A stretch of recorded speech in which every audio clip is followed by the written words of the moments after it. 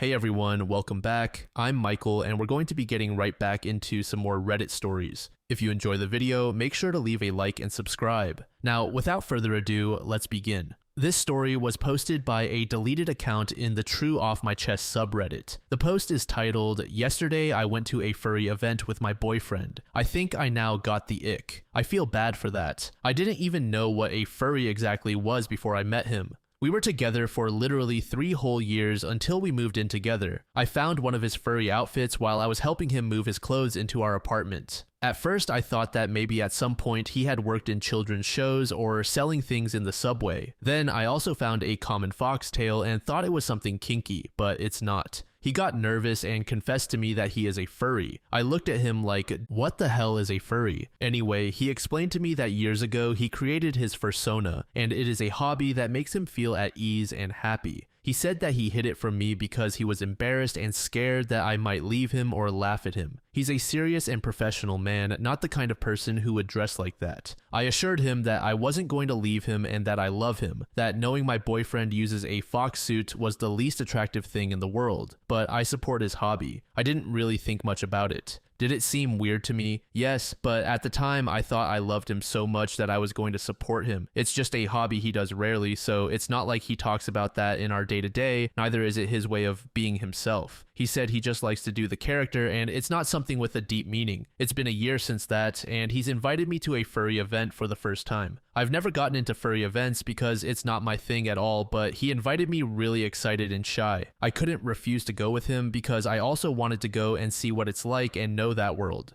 But when we got there, it was like, oh, this is getting real when I saw him park the car and put on his suit. I didn't have a suit, so my face was totally visible when we got out of the car a few streets back and had to walk through the city center like that. I felt embarrassed even if it's awful to say that. First, we met his furry friends who were waiting in a park for him, and I found out that my boyfriend has a name that he uses when he's in character. They were nice, but no, it's not an everyday thing to see your boyfriend using a pet name, dressed as a fox, and talking to other people who are also like that. Although some didn't have a suit, just a tail or nothing. I felt embarrassed because people around obviously walked by and laughed or looked curiously. A few minutes later, we finally went to the place of the event, and it wasn't that many people, but a large group, most of them without a suit and just wearing tails or just a mask. I know it's wrong to say it, but a lot of those people smelled musty, and some had long hair so greasy you could fry an egg on it. They were just weird people. Years ago, I accompanied my sister to an otaku event, and it was 95% the same kind of people, like weird in the wrong way. I have never been in that kind of environment. My boyfriend isn't like that at all. He's attractive, smells good, has a normal life and job, and I don't think anyone would expect him to be a furry. So it was my first time seeing other furries in person besides him. At one point, some of them started playing at removing each other's tails. Some were doing choreographies and TikToks, and some like to do high jumps on all fours. You know what it's like to see your boyfriend do a choreo dressed as a blue fox while asking you to call him by his furry name and pet his head. I do know it, and it was impossible for me not to change the way I see him. I didn't feel comfortable in the place. It bothered me a lot since there were some using harnesses in their suits. What is sexy about an animal? Some artist stands had furry art that was pretty explicit, so I just felt even weirder because they're animals, even if they call that a fursona. Since yesterday, every time I see my boyfriend, I can't help but think of him being part of those people and dressed like that. I really love him, but I just feel like I got the ick, and I hate that because I always wanted to be the supportive girlfriend. But this is just too much. I don't want to talk about this with my boyfriend and make him feel ashamed of who he is and what he likes. I don't want to make him feel bad about my feelings. He's a great man. The only time I felt tenderness yesterday was when he hugged me, thanking me for supporting him in this. I just feel like the worst person in the world, and the last thing I want is to hurt his heart, even if his friends are too weird for me. I just hope I can get over this icky feeling fast. He's really happy and shows me pictures of the event, telling me that we should go to another event together, and I just can't tell him that the last thing I want to do is go to one of those events again. I always supported him. I don't feel manipulated like some people say in the comments. I did want to go with him because I thought that maybe it was going to be fun.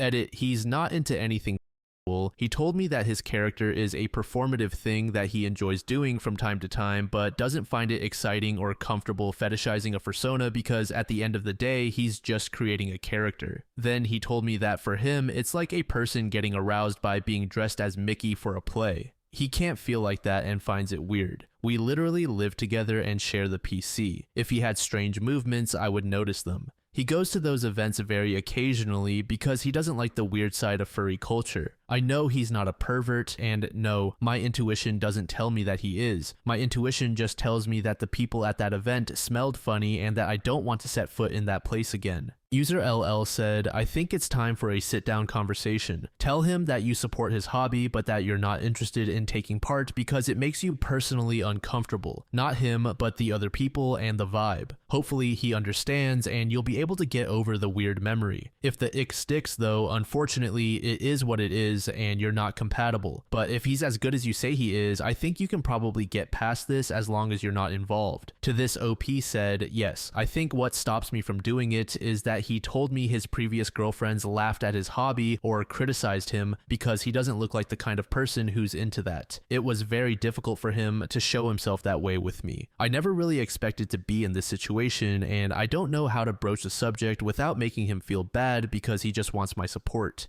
User Not Knight said, I really think you should find a way to excuse yourself from future events. You are uncomfortable and it makes you feel a way about your boyfriend that you don't like. It can't be good for your relationship to just pretend you like something you really don't, just to make someone else happy. User Writer Last said, as a nerd or otaku who's friends with furries, I completely understand if you got the ick. I know I personally caused the ick in some men because I was into fanfiction and being neurodivergent doesn't help. But I want to say that not everyone is a musty and greasy basement dweller. Cons are often like this to the point that some have to display signs reminding people to put on deodorant. These spaces are definitely not for everyone. You can easily tell him that you didn't enjoy going to a con. I think he'd understand. One of my more normie friends said that to me and I completely understood them. The vibe definitely isn't for everyone. This next story was made in the relationship advice subreddit by a throwaway account. The post is titled, I told my wife that our roles are far from equal in our relationship, and that I'm not missing seeing my brother so she can go on a 2-week vacation with her friends. How do I get through to her? We have been together for 17 years. I'll try to keep this short. We are both in our 30s and have been together for 17 years. I am the sole provider for my family of 6. I work 5 days a week and sometimes work on weekends if we need a little extra cash. My partner is a stay-at-home mom and hasn't worked since our eldest was born. I wake up at 5 a.m., take the dogs out, prepare the kids' lunches and snacks, ensure all school essentials such as bags are at the front door, and then head to work in a physically demanding job. The kids are picked up for daycare and school at 7 a.m. Due to after-school activities and clubs, they're not home until 6 p.m.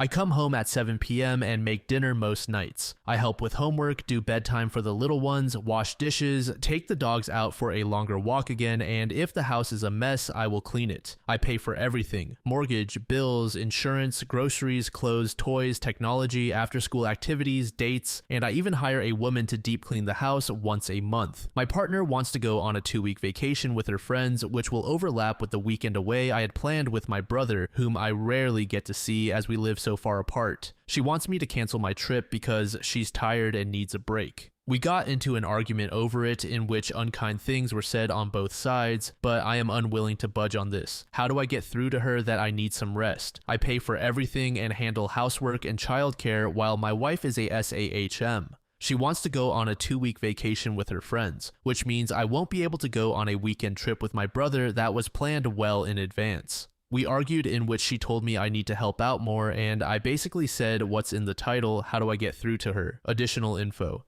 Sorry, I haven't replied to many comments, but I have read most of them. I've seen a couple of questions I'd like to answer and figured that making a post would be better than replying to individual comments. My children are between 16 and 6 years old. My wife doesn't take anyone to their clubs and activities. The younger children's school finishes at 3 p.m. Their clubs are in the school. The older kids' school finishes at 3:30 p.m. They stay in a club until 4:30 p.m. and then go to a youth group with their cousins until they come home. My eldest makes their way to and from school on their own, while my youngest is picked up and dropped off. The kids can eat breakfast at home, but often enjoy eating with their friends before school starts at 8 a.m. My wife doesn't walk the dogs because she doesn't like to, and frankly, they don't like her. I enjoy my time walking the dogs because it allows me some time to think. We have a large yard with dog houses, toys, and some agility equipment for them to use while I'm gone. They also get mental stimulation through Kongs and puzzle toys that have been prepared and stored in the freezer. What does my wife do all day? Honestly, she's not isolated. She often tells me about things she's done with her friends, sister, mother, etc. She goes to the gym and enjoys hobbies such as embroidery, knitting, and some jewelry design. She changes what she likes to do. She says it keeps things fresh. In terms of housework, she does the laundry, gives the dogs water, and prepares their meals and enrichment. We have robot vacuums and air purifiers to deal with dog hair, but my wife will vacuum if needed. I wipe countertops and put dishes in the dishwasher after meals. The older kids take care of their own rooms and bathrooms for an allowance. Have you ever not truly noticed something until it's right in front of your face? I was so mad because I wanted to see my brother while she wanted to go on vacation with her friends. Things have been like this for so long that I didn't see how unfair and imbalanced they were until I truly started looking at how our duties were distributed. User Perma Throwaway said, I think at this point you should ask her what she does on a daily basis. If your kids are out of the house from 7 a.m. to 6 p.m. most days, what is she doing? It may seem petty, but what you need to do is chart every responsibility you have and what you do in the household for the next week or so. Everything from going to work to cleaning, cooking, and putting the kids to bed, everything. Then you can compare notes with her about the week and discuss why she thinks you should do more around the house. User Grunt Bugly said, your wife isn't tired, she's bored, which is its own kind of fatigue, and you sound more like a single father of 5 than a married father of 4. To This Acceptable Pops said, I came to say this. She's bored with being a wife and now she wants a 2-week reward for doing the bare minimum. Red flags all over. User Toon Army said, you had plans for that weekend first. That's it. That's how it goes in relationships. You planned a trip, scheduled the dates, and have it already on the calendar. You were first. She can either have her friends reschedule or skip this particular trip. That's how I would approach it personally. If she fights you on it, I would stand firm and offer to go to counseling to sort out the disconnect here, but nothing else. Don't offer to compromise. Asking you to cancel your trip so she can take hers would need a really good reason, and that's simply not the case here. She just doesn't want to miss this trip with her friends, and I get that, I really do, but she's being selfish by asking you to miss yours. Very selfish, actually. Is this a pattern of hers? Because you know you don't have to put up with that. Just refuse to cancel your trip. I will say that you clearly have resentment building towards her over how little she is contributing to the family, and it will eventually blow up if you leave it alone.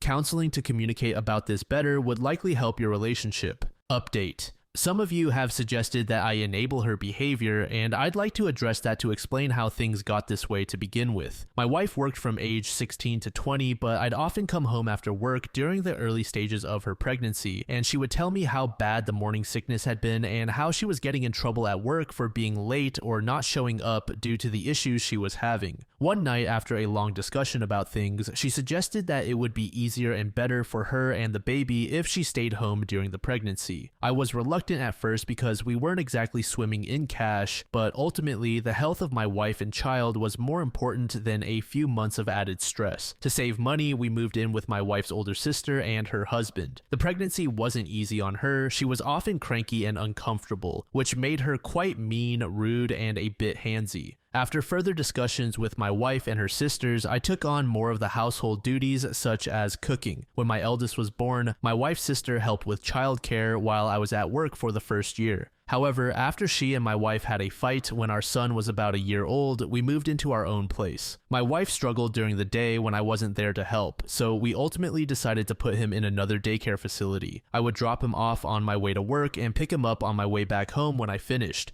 Once home, one of us would cook dinner while the other watched the baby. Back then, we had no pets, so household duties weren't too much and could be handled by a couple of hours of cleaning on Saturday or Sunday when we could split it between us. When my son was 3, my wife's sister offered to help her get a job where she worked. My wife had to do an interview, but my sister-in-law was confident she'd get the position. My wife was reluctant and nervous about returning to work, but attended the interview and was offered the job. I don't remember much of our celebrations that night, but it ended in the conception of our second child. My wife told me that when she'd been at her new job for just over a month, she stuck it out for a couple more weeks, but was fired due to not showing up for shifts. I asked one of her doctors about the issues she was having so early in the pregnancy: back pain, leg pain, nausea, but my wife cut me off before I could finish and asked me to leave the room. When we got home, she berated me for speaking to her doctor like she was a child and told me that if she wanted something brought up with her doctor regarding her pregnancy, she'd do it herself. I had embarrassed her because she knew her body and what was normal and what wasn't. I still thought the issues needed to be addressed with her doctor, but whenever I brought it up, her mood swings would get worse. My mother-in-law came to live with us for a short while when my second child was born, while I returned to work after my paternity leave. When my daughter was about 4 months old, my wife expressed that she was having difficulty looking after her by herself during the day. However, my mother-in-law, who had her own life and responsibilities, couldn't come back and stay indefinitely. We had a 2-bedroom apartment then, and having her sleep on the couch didn't seem fair to me. So we enrolled my daughter in daycare while my son was at nursery. My son went to daycare after nursery as well, so I'd pick them both up around 6 p.m. and head home. My wife promised she would speak to her doctor about the possibility of depression, etc., and her mood did improve with the additional help with the children. My wife took on cooking and cleaning duties then, but she struggled as well. I would often come home to burned or ruined food and would need to make something else anyway, so I ended up cooking dinner most nights to avoid wasting food. During a weekend away for a friend's wedding when my daughter was 5, I suggested that my wife go back to work. Both kids were in school now, and I thought we could improve our lifestyle with 2 incomes. We had recently bought a house because the apartment was too small for us, and the children needed their own rooms. She seemed hesitant, which I understood after being out of work for so long, but she agreed. She applied for several positions, but had no luck with interviews or callbacks. Not long after that, we found out she was pregnant with our 3rd child, and returning to work was put on hold again. The pregnancy was difficult as expected, but again, my mother-in-law came to stay when I had to return to work. She stayed for a while, but eventually had to return to her own home. Before she left, my wife told me that she feared she would struggle with our second daughter, just as she had with the first. I tried to reassure her, but she seemed to become incredibly depressed the second her mother left. I would return home with the 8 and 5-year-olds to a screaming baby and nothing done around the house. Her mood and actions affected the entire household. So reluctantly, I put her second daughter in daycare as well. I told my wife she had to talk to her doctor and that we'd no longer be having any more children. She was upset and we had a huge fight about it, but I got a vasectomy and she accepted it. We've always used protection, my wife is on birth control, and I always use condoms. However, given that it had already failed twice for us, I didn't want it to happen again. But obviously the universe had other plans for us, and our 3rd daughter was born 2 years after our second when we were celebrating a promotion I'd gotten at work. Obviously, this is a brief summary of events, and there have been several other moments through the years when I've suggested she go back to work. I thought I'd try to provide further background for those who are curious about how we got to where we are. Someone asked if my wife has had a break recently. She has never taken 2 weeks away before, but she goes away a couple of times every year for weekend trips with family and friends. The longest she has been gone is a week. Regarding the dogs and why they don't like her, she doesn't like them. She thinks the mental stimulation I provide through Kong, toys, games, puzzles, etc. is unnecessary, but freaks out if their energy levels are too high. One is a German Shepherd that I was gifted for my birthday, and the other is a German Shepherd Malinois mix that my wife brought home because she thought our GSD needed a friend. Yes, they have been to training and were originally in doggy daycare for the first couple of years. On to the update, I suppose. So as one of you suggested, I took a day off work. I genuinely wasn't feeling too good either, but I intended to speak to my wife about the situation while the children were at school. The kids all left for school by 7 a.m. and my wife came downstairs at 11:45 a.m. seeming very shocked to see me. She asked what I was doing at home and I explained that I took a sick day as I wasn't feeling well. The first words out of her mouth were, "But we need the money, you don't look that bad." I made a face and she quickly asked what was wrong and if she could get me anything. I asked for water and we sat on the couch, but soon her phone rang and she went off into the kitchen to talk. She came back a while later and asked if I wanted to get something to eat. I said we could make something from the kitchen. She said she wanted to go out and I suggested we could order takeout, but I wasn't in the mood to go out. The dogs had been sitting by the chest freezer waiting for their lunchtime enrichment for 10 minutes now, and I asked if she was going to feed them. She flopped onto the couch and asked me to get it. I said no. She asked again, and I said no again. She glared at me, but eventually got up and fed them. She asked me to take her out several times, and I kept saying no. I was starting to get a migraine, which I told her, but she kept asking, suggesting we could go shopping, she could get her nails done, and we could enjoy the day together. I refused again, saying we had something to talk about. She said we would talk later and then went upstairs. She came back down 40 minutes later, dressed up, and said if I wasn't going to take her out, she'd go herself. I tried to get her to sit down so we could talk, but she blew me a kiss at the door and rushed outside without even locking it. While she was out, I took some of your advice and canceled the cleaning lady we have. I apologized to her as I really did like her, but she was very understanding, and I think we parted on good terms. My wife returned home at 8 p.m. and immediately asked where dinner was. I told her the kids and I had already eaten. She asked where her dinner was, and I told her she'd have to make something for herself. She said she'd just order something, and I told her no. This gave her pause. She looked at me like I'd just told her she had to starve. She said she couldn't cook, and I told her I knew she was perfectly capable of making something. We have plenty of food. It's not like she has to be Gordon Ramsay to heat up a tin of soup or something on the stove. She left again and returned 30 minutes later with McDonald's for herself, which set the younger kids off. Yes, they'd already eaten, but she walked in the door, finishing her burger and drink with an empty bag and McFlurry tub. Our youngest asked why she didn't bring any ice cream for them, and my wife said, "Daddy said I wasn't allowed to." I did not say this, and it took more strength than I'd like to admit not to yell at her in front of our daughter. When the kids were in bed, I asked her to sit down so we could talk about the situation regarding our trips. She asked if I'd rescheduled with my brother, and I firmly told her no and that I wouldn't be rescheduling. I tried to have a conversation. I explained that our duties were incredibly uneven and that I'd like for her to take on more responsibilities with the children and the house. She argued that she does enough, so I asked her to make a list. She put down laundry duties, feeding the dogs, making doctor's appointments, and grocery shopping. Then I brought out my own list with everything I've told you guys so far. That I create the dogs' meals, that I fold and distribute laundry, take kids to doctor's appointments, and that groceries are ordered through an app on her phone, delivered to the house, and that I put them away. She got up then. When I asked what she was doing, she said she was going upstairs. I didn't argue. I didn't want it to escalate into an argument that would wake the kids up. She was visibly shaking with anger. A while later, I went upstairs as well. She was on the phone with someone, and when I entered the room, she demanded that I leave and go sleep on the couch. I refused and climbed into bed. She hung up the phone and demanded again that I sleep on the couch, and again I refused. She grabbed me and physically tried to drag me out. That resulted in a fight, and I ended up sleeping on the couch because she was going to wake the kids up again. The following days were much the same. I have stopped folding and putting away her laundry. I do it for myself and the younger kids, and my two oldest take their piles and put them away themselves. I still cook for the kids, but have told my wife that she has to make her own meals. Petty, I know. I think my eldest heard us arguing because he asked if he could take the dogs out for a couple of walks with his friend during the week. He hazes and he says he's enjoying it, but I think he and my wife had an argument the other day because he's been very distant with her and things just feel off. He's asked me about 3 times if I love him. Of course, I've told him there is nothing he could ever do to make me stop loving him.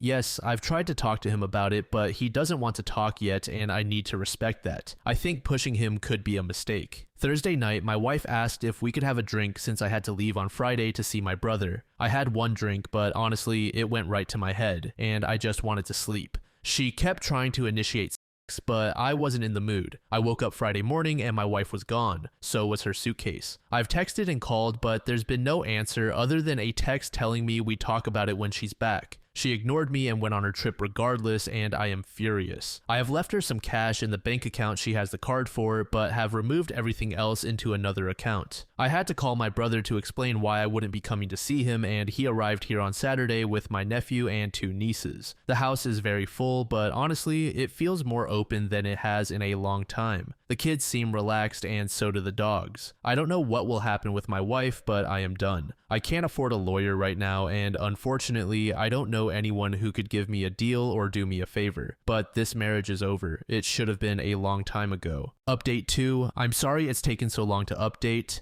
Things are not good. While this update will be small, I will try to do a longer one when things are a little better. Yes, we are separated and will be getting a divorce. My father-in-law has graciously offered to help. It's taken me so long to update because, as most of you already knew, some of the children aren't mine. My eldest, my son, is mine. My 3 daughters are not. I found out not long after my first update, and while I thought I could handle the news, clearly my body couldn't, and I had a heart attack. Thankfully, my brother was with me and called an ambulance. I am recovering, but Jesus Christ, it scared the shit out of me and my family. As some of you may remember, when my ex left for vacation, I took the majority of the money out of the account she used, but left some as I didn't want to leave her stranded. That money, about $500, was gone in a few days. She used her own money that she's been making from OnlyFans to fund her trip. Yes, I'm serious. She has an OnlyFans account. My son had offered to take the dogs out for me during his lunch or free class time and walked in on his mother making content in the living room. She told him that I wasn't making enough money for the family to survive and that she had to do OnlyFans to help support us. She told him I was ashamed and embarrassed and that I would be very unhappy and hurt if he mentioned it.